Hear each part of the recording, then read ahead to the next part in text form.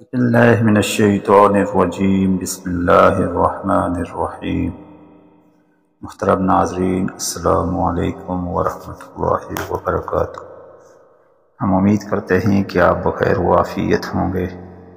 اللہ تبارک و تعالیٰ آپ کو اپنے حفظ و امان میں رکھے۔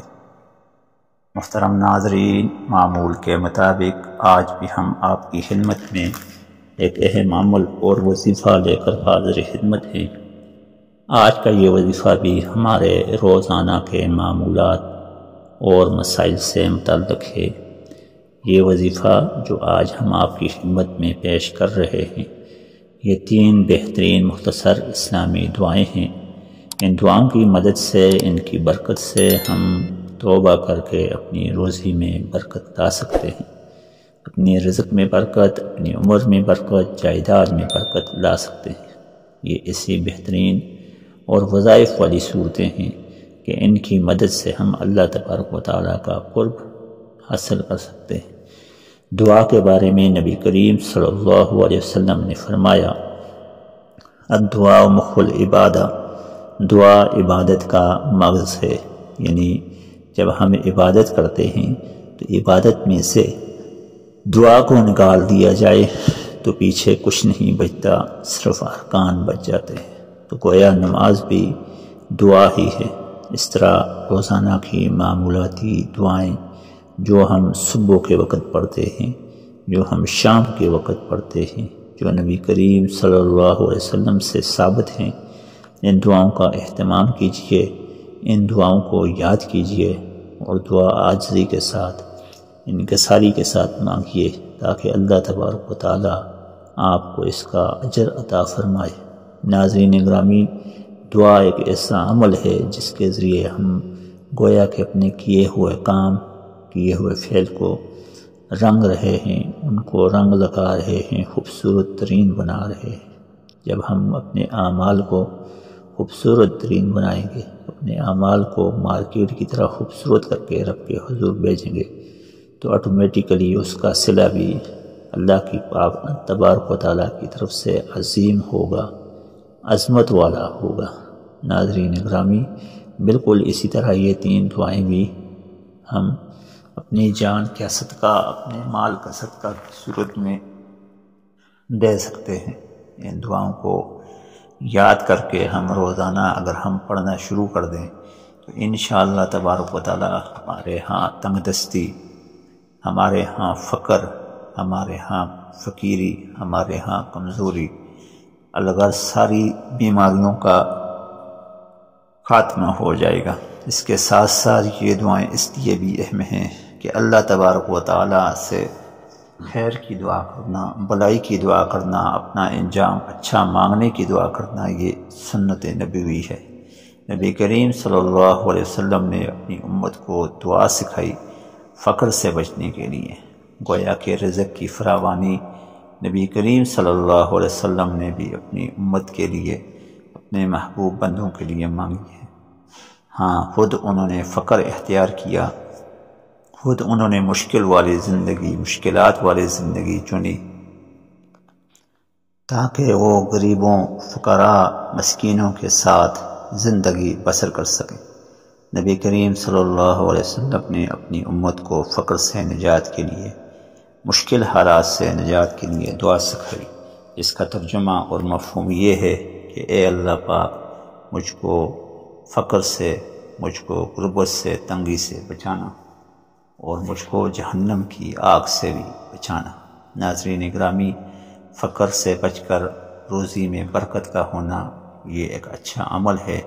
اس کی مدد سے انسان راحت اور پرسکون زندگی گزار سکتا ہے۔ آج جو 3 دعائیں ہم آپ کے سامنے پیش فرما رہے ہیں، ان 3 دعاؤں میں سے ایک جامع خیر کی دعا ہے۔ یعنی انسان اس دنیا کے اندر آتا ہے، پیدا ہوتا ہے تو اس کا انجام، یعنی مرتے وقت اس کا انجام اچھا ہو، اس کے منہ سے کلمہ طیبہ جاری ہو اور آخرت میں بھی اس کا انجام اچھا ہو۔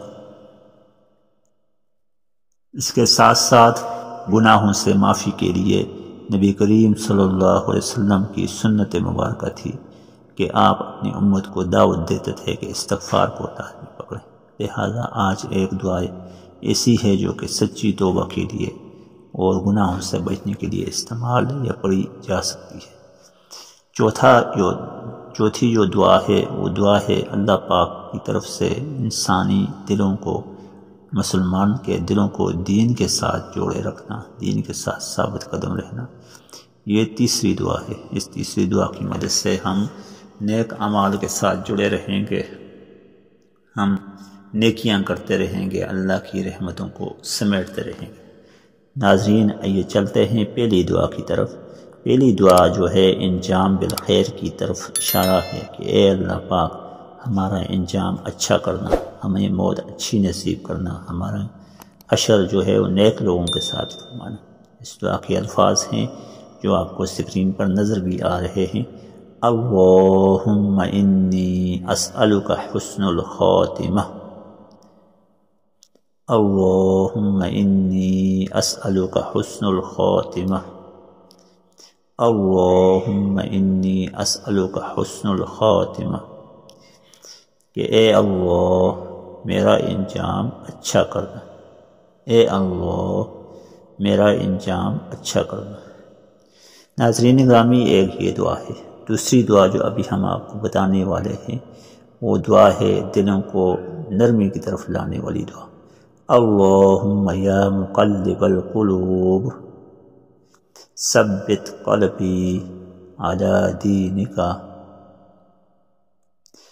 اللہم یا مقلب القلوب ثبت قلبی علی دینک، اے اللہ اے دلوں کو پھیرنے والے میرے دل کو سکون پر، میرے دل کو دین پر ثابت قدم رکھ۔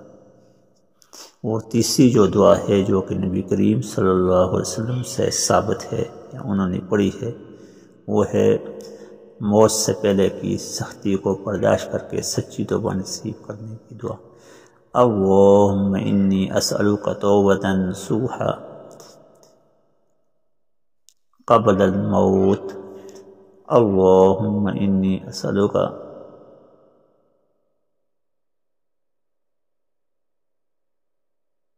توبۃ نصوحا قبل الموت، اے اللہ موت سے پہلے مجھے سچی توبہ قبول فرما، سچی توبہ نصیب فرما، اے اللہ موت سے پہلے مجھے سچی توبہ نصیب فرما۔ ناظرین گرامی، یہ تین دعائیں ہیں، ان تین دعاؤں کو زبانی یاد کیجئے، خود بھی یاد کیجئے اور اپنے دوست احباب کو بھی بتائیے، اور کم از کم روزانہ ان دعاؤں کی یعنی 33 بار لازمی پڑھیے۔ اللہ تبارک و تعالیٰ ان دعاؤں کی برکت سے آپ کے بگڑے ہوئے کام بنا دے گا، روزی میں برکت ہوگی، رزق کے انبار لگ جائیں گے۔ اللہ تبارک و تعالیٰ ہم سب کا حامی و ناصر ہو۔ السلام علیکم ورحمۃ اللہ وبرکاتہ۔